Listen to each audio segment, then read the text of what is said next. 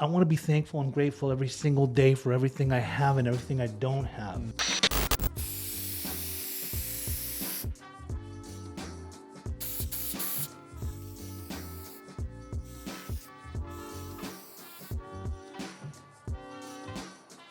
When I feel like those thoughts are overwhelming me in my mind, I'll just start speaking how grateful I am.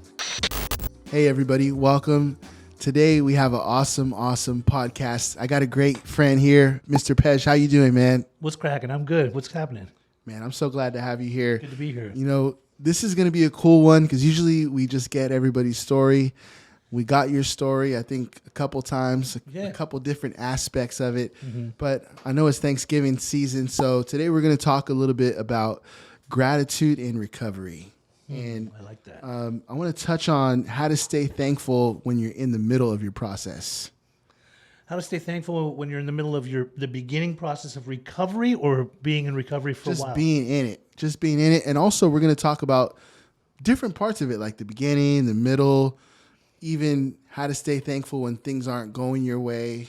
Because I know how long you been clean and sober? 16 and a half years. Come December will be exactly 16 and a half years. I know we're right there. We're right there together, 16 years. So sometimes, things don't go our way. And this isn't really about staying sober. This is about staying thankful. If you can stay thankful, I think sobriety is going to be a part of that. But when you start complaining and things like that, then you're on your way back. That's a very good point you made. So it may appear that sometimes things don't go our way, but in reality, things are always going our way as long as we're keeping the drugs and alcohol out of our system. God is always, whatever God puts in our path is going in our way. I agree. And sometimes things need to happen to make us realize which way we shouldn't be going so that things can continue to keep going in the way that they need to be going, as opposed to like what we perceive. If God's in charge and God's in the driver's seat, things are always going our way. Now, this whole thing that you talk about being thankful, 'tis the season. We're coming up on Thanksgiving. Gratitude is equal to being thankful. I think that when people start complaining, it's because they aren't grateful. Like they're either expecting stuff, they think they're entitled to stuff, but like, I want to be thankful and grateful every single day for everything I have and everything I don't have, right? So, I mean, I do a gratitude list with a bunch of different guys. We call it Sober Brothers, right? Talk about gratitude. I don't think people even know what a gratitude list is. So when I was new in recovery, sometimes I would sit in certain rooms, like recovery rooms, and every once in a while you get some dude in there to be like, my name is Jerry and I'm a grateful alcoholic. And I'd be like, well, that's nice for you, Jerry. Right? Yeah. You're grateful for what? Because you're an alcoholic? But what I didn't realize is that Jerry has a big, full life. And so when I go on to listen to Jerry's share, he talks about all the good things that have come out of his life as a result of getting sober. So if Jerry wasn't an alcoholic in the first place, he wouldn't have ended up having to come on this path to get this big, huge, abundant life. Therefore,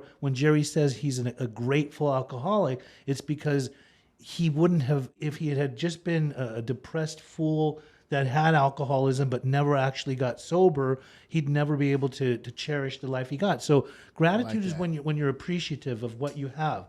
Well, gratitude is when you see the little things in life that are important to you. Gratitude is when if you have a child and you look into the eyes of your child, like it came from you to a certain extent, but that came from God to you. Yeah, that's a gift. That's a gift. Everything's a gift. When you see the leaves on the trees, like if you could grow that on your own, you could grow it because you water the plant, right? Yeah. But you can't. Not the creator. Not the creator. So everything everything can be. You can be grateful for everything. Yeah. I'm grateful for every experience in my recovery as I go through the day. Every God-given moment. Yeah. So gratitude. What about this? What about this quote? I might not be where I want to be, but thank God I'm not where I used to be. I love that quote. But when you get to a certain point, when you elevate in your recovery and you realize you're right where you want to be, right? Like a lot of people think they need to be somewhere financially. Yeah. But I know a lot of people that get a lot of money. They make lots of money. They're never happy. They're never satisfied. I know millionaires that are suicidal because they're not They billionaires. have no purpose. They have no purpose. So, Yeah. so I am today right where I want to be. As long as I make a few phone calls to a few people that are struggling, or for a second in my life, if I think I'm helping those people, joke's on me. They're actually helping me. Wow. So that keeps me grateful That's good. and in the moment. Some people, like, you're so right, because when you're in jail, like I remember being in jail and then getting in that big silver bus going to court. Yeah.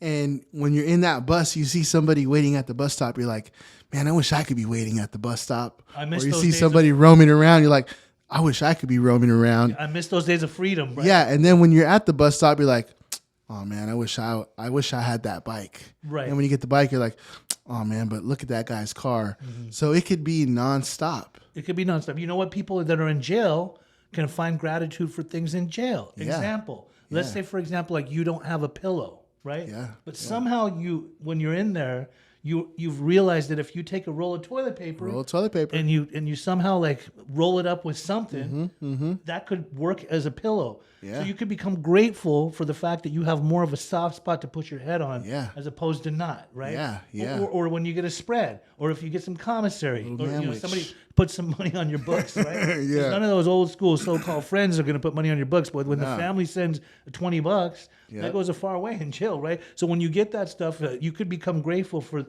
the little things, right? I noticed I'm happier when I'm grateful. If you're complaining, you're always going to be unhappy. Absolutely. There's a place in Orange County at this place called Charlie Street. It's an indigent 10-day detox. On the wall it says, "Grateful people are happy people, and those that aren't." Right. So yeah. I mean, I believe that if we forget where we came from in recovery and we don't remain grateful for everything, we will go back down that dark path because we're not grateful, because we're ungrateful. You're right? ungrateful. Yeah. You're ungrateful. That's so true. You know, Pej, so a lot of different people are watching. People, friends, family, people that struggle with addiction, people that already been clean and sober for a while.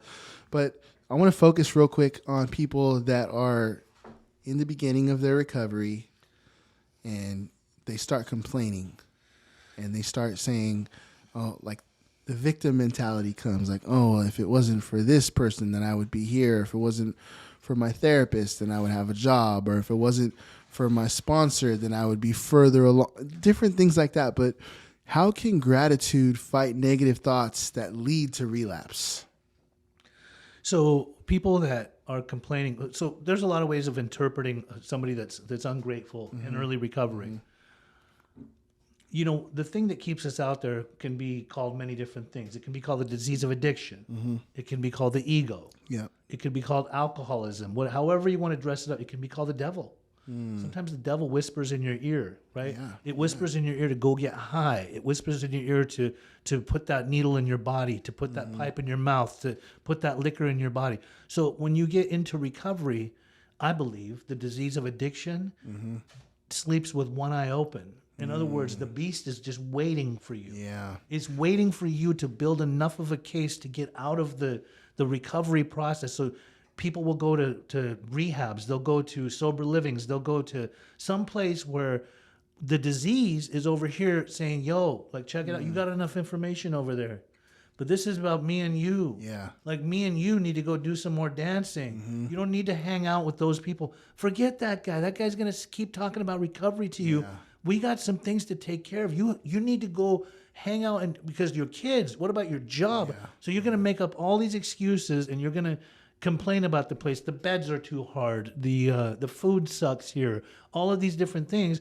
Really what's happening is the disease is basically doing push-ups, right? Wow. And it's just waiting to get you.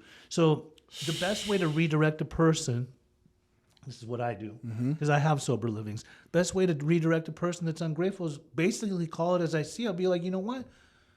With all due respect, we all love you. Everybody here cares about you, but you look like you're on a dark path. And maybe you've got blind spots. A lot of people in early recovery have lots of blind spots. If you've got blind spots, you maybe you're not realizing that if you're not working on your recovery, you're working on your relapse. Wow. So if you're going to sit here and start complaining about the little things, you're going to build such a big case on this place or me or whoever's around you that it's just going to grow and grow and grow, and it's going No one will be able to talk you out of it. No, you're going to go right out the door. That's why, like, in treatment centers, AMA, like when somebody's in AMA mode, most likely, like, they're not really there for the right reasons, right?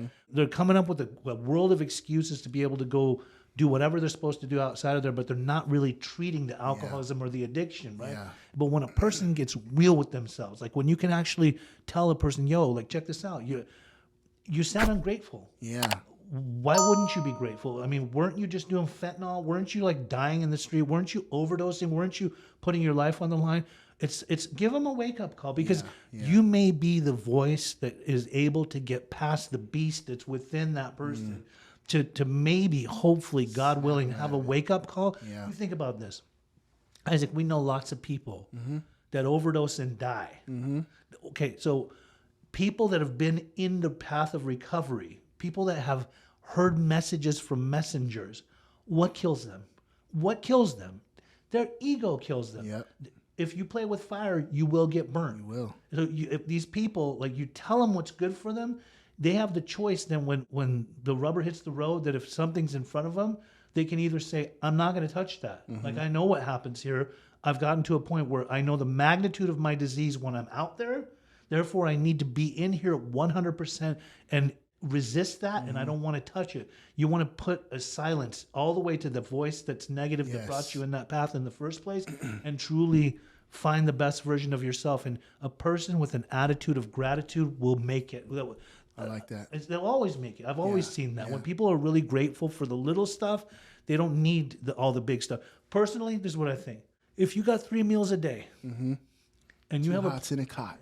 and you can have a place to sleep, even if you don't have a job, you're doing better than the guy that's sleeping in the tent. That's You're in the top 1%. right. So you might as well be grateful for that. Yeah. I often, in our gratitude list, I tell the guys that I sponsor or friends and stuff that join, don't come with your generic answers of like what you're grateful for, like oxygen. All right, we all like, you don't even think about breathing air, right? Yeah. Don't come at me with the oxygen, right?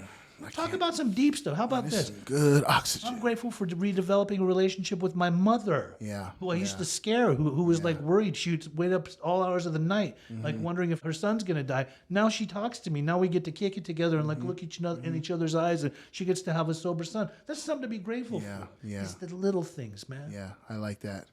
You know, a lot of people say, well, you know, I'll be grateful when I have this, or I'll be grateful when I have that. What I like, a tool or a technique that I learned how to do is when I feel like I'm getting ungrateful, because we battle with that every day probably. Yeah. When I feel like those thoughts are overwhelming me in my mind, Yeah. I'll just start speaking how grateful I am, because that speaking will remove the thoughts. Because you can't speak something and think the opposite at the same time. Words have power. They do. So I'll start saying, thank you for this car. Thank you for my wife. Thank you for my kids. Yeah. Thank you for my sobriety. Thank you for this. Thank you for that. And that will automatically start making me feel better. It'll make me feel happier. Yeah. It's a game changer. I did an intervention on a guy in a different state. He hated my guts at first. And later on, after I actually helped him get it to where he needed to go, I put him in treatment, and then he himself hired me as his coach, a recovery coach, right? Kind of a person that keeps him accountable and things like that. But every time I meet with this guy, I'd see like he looked uneasy. He is in a sober living down the street from his own house. Yeah. He is allowed to be in the family's life. He's allowed to go to check out the kids and be around them. But like every time I'd see him, he just looked uneasy. I'd be like, "Are you good? Are you?" And he's like, "No, I'm not good. Like I just don't see recovery the way you do. I'm not really excited for life." I said, you know what? I get it. I understand. In early recovery, we're going to think about all the stuff we don't have and not notice the stuff we do have.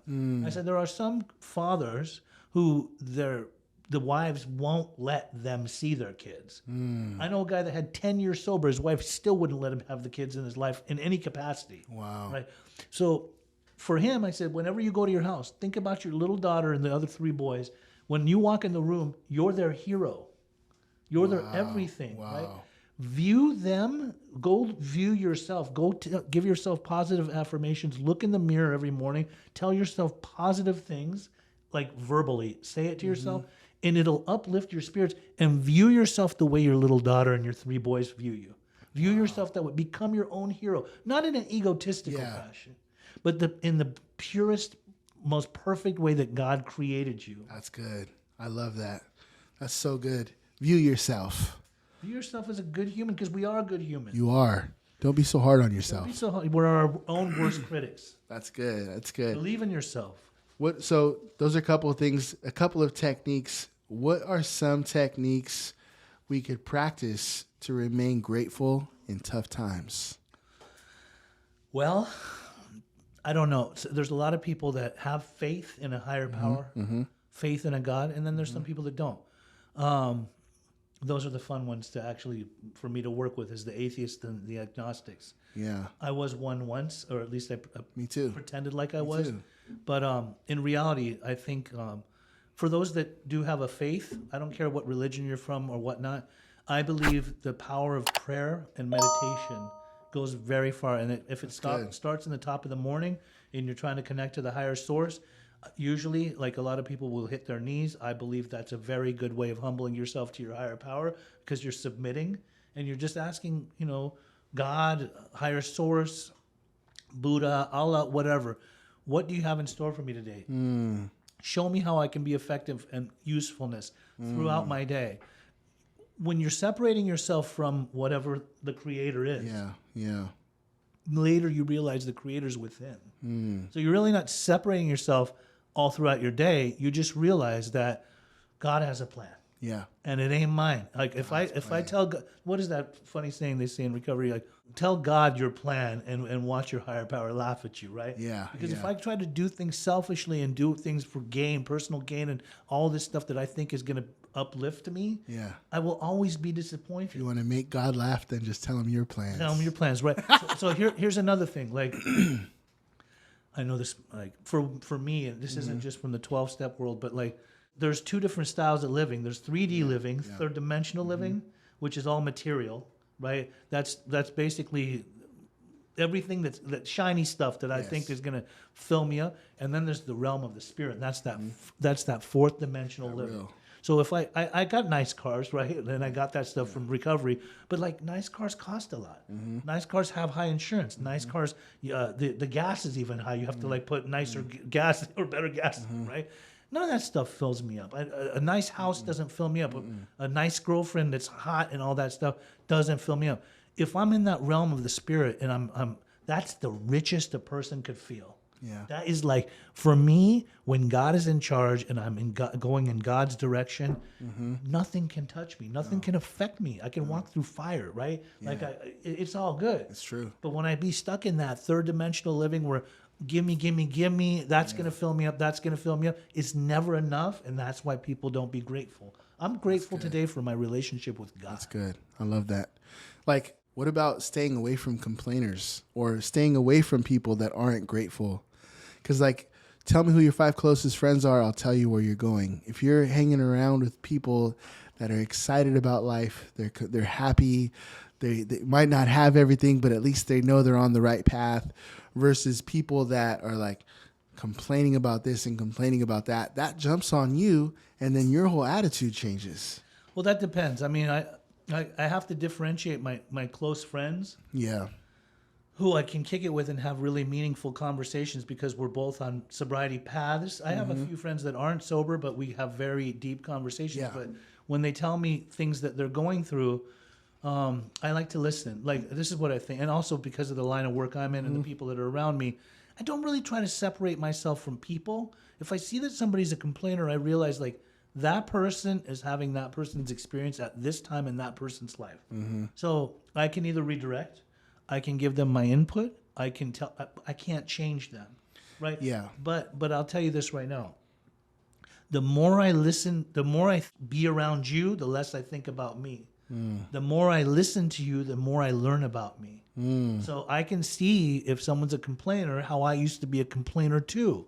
So who redirected me and showed me? I had great mentors. I still have great mentors that can redirect me, because I could complain. Yeah. I could go to somebody and sit down and complain, and usually the people I will complain to is going to be a sponsor or a spiritual advisor or a mentor or something. And they're going to tell me, so what's up, Pej? Like, okay, I hear you. What I'm hearing is this. Are you in the problem? Are you going to remain in that problem, or are you going to get in the solution? when they say that to me, then I see somebody else talking that way. I can do the same with them. Yeah, Hey, yeah. listen, with all due respect, you told me how you feel. I'll validate their feelings. Yeah. But what are you going to do about it? What are you going to do about it? Are you going to stay in the problem and complain about it? You're going to be in that victim mentality, that victim mode, victimese, suffering from victimese, or are you going to break out of it and rise above? That's good.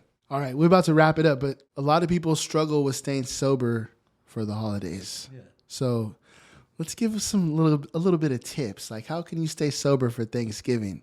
Some people are going to go try to reach for that soda. They're going to see some Coronas, some Dos Equis. You know what I'm saying? I always put every year on my Facebook, I have this post, and I was thinking about it the other day, right around the holidays, this is what I say.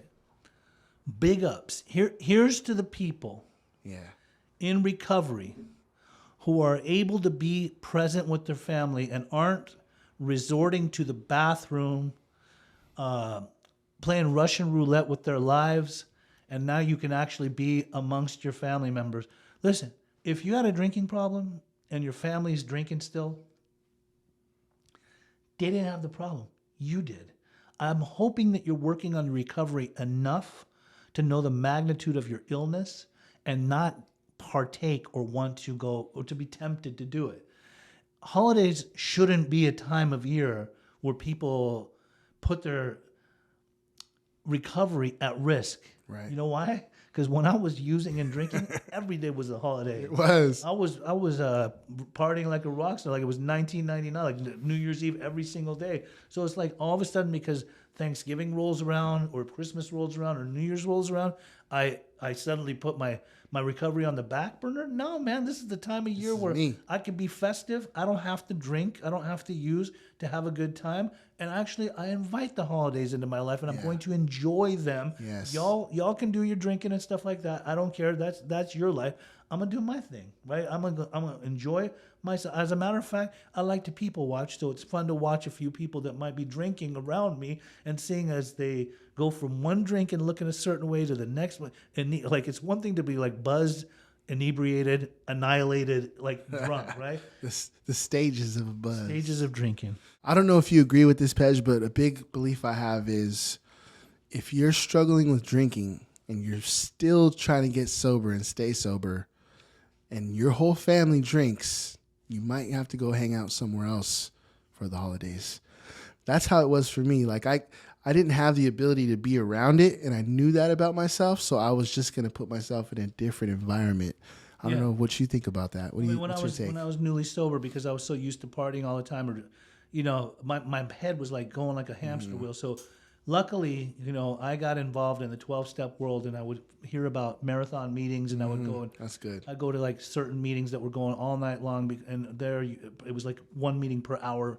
I get to be around different people, hear different messages. I needed the meetings, right, during that time. But you're absolutely right, man. If you're going to be putting your recovery at risk, you don't hang out with those people. You know what? If your family members that still do that stuff really respect your recovery, they're not going to do it around you too, or put you in an uncomfortable situation. There are some family members that don't think that far. They think about themselves and that they want to party, and that maybe Billy that just got out of rehab 3 months ago is going to be in the room. Maybe we don't want to make Billy feel uncomfortable. Or there's weddings where I've actually been to where like one side is an alcoholic bar and the other side's the non-alcoholic. Yeah. So that's cool. Go hang out at the non-alcoholic bar and go have some like some cranberry juice with a little lime on the side of it. Things like that. A little mocktail. If you feel like your recovery's at risk, don't go. You could just be like, respectfully, I'm going to not come this year. Maybe next year when I'm more secure in my recovery. Yeah, it happens. It happens. Well, you know, thank you so much, Pej, for coming on, man. Anybody that wants to share some tips of how you're staying sober during the holidays, or if you have questions, put them down in the comment section. We'll answer them on the next recording that we do. But really appreciate you guys. Make sure you like, subscribe, share. All of your info will be there. What's all the of name my of your info. podcast? Using My Story. This is Using My Story. This is Using My Story. This is the Using My Story podcast. That's what it is. This is Isaac. Yes. And this is my boy, and we've been in communication for years. We're friends. Yep. And what a pleasure, honor, and a privilege to be asked to come and be on the podcast. I'm so excited to be here. You're like a big brother to me. I'm excited. You really are. Thank you for everything you've done, everything you continue to do. And I'm going to have you on my podcast, which is Pej's Recovery Corner. Yes, sir. It'll be your turn soon. Yeah, we're going to have to go. We'll come through. All right, cool. Thanks, guys. Have a good one.